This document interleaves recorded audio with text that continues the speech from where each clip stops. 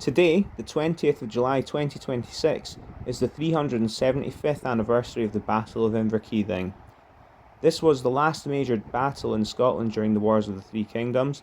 The story of this period is long and will most likely feature in future videos, but for this topic, a little background information is required. Long story short, in 1649, Charles I had been executed after years of war throughout the British Isles.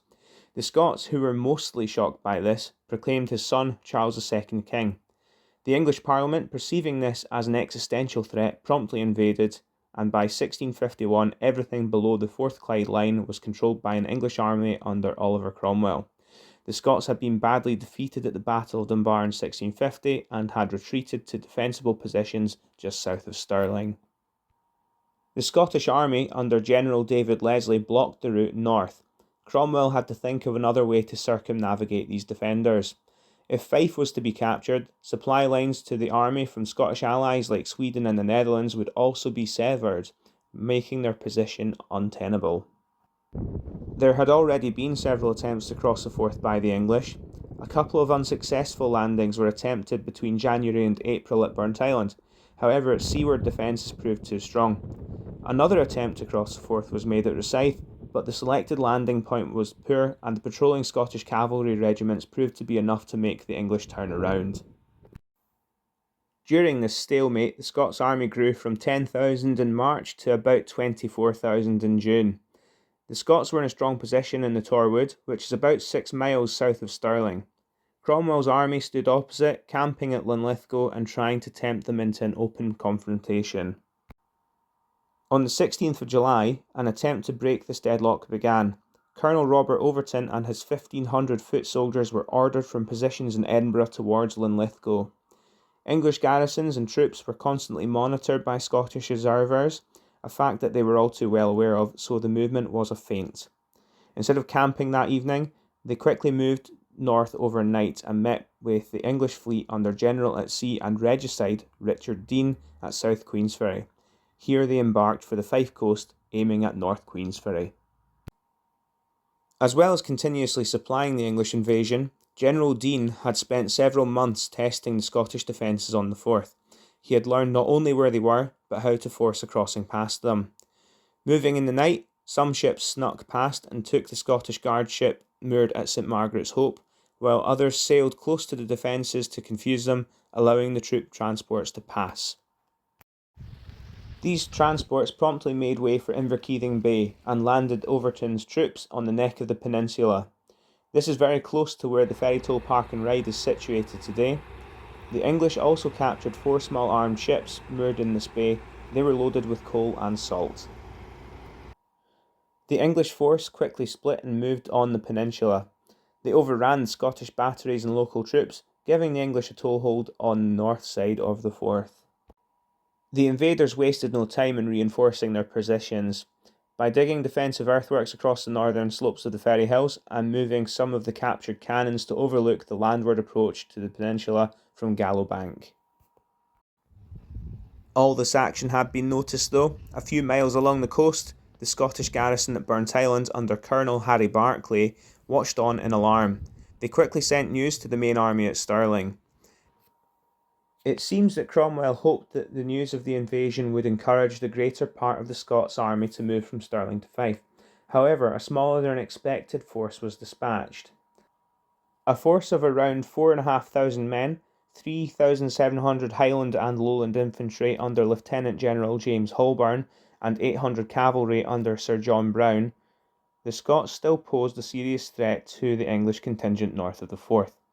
Colonel John Lambert was ordered to take 3,000 men across the Forth from Blackness to reinforce the English positions and take command of the peninsula, a process that would take a couple of days.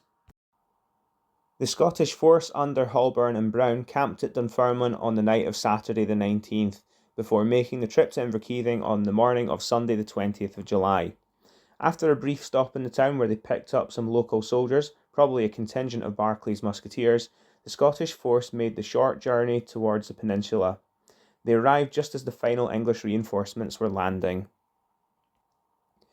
With the Scots approaching, Colonel Lambert deployed a fairly standard cavalry-infantry-cavalry formation across the neck of the peninsula, his stronger and larger cavalry force on his right, the weaker to his left.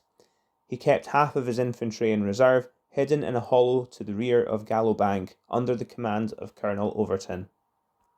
The Scots under Holborne's direction mirrored Lambert's deployment. He put his own cavalry regiment of about 600 men on his right flank, with Sir John Browne in command. The cavalry was next to the 1,500 Highlander infantry lined up on Winnie Hill.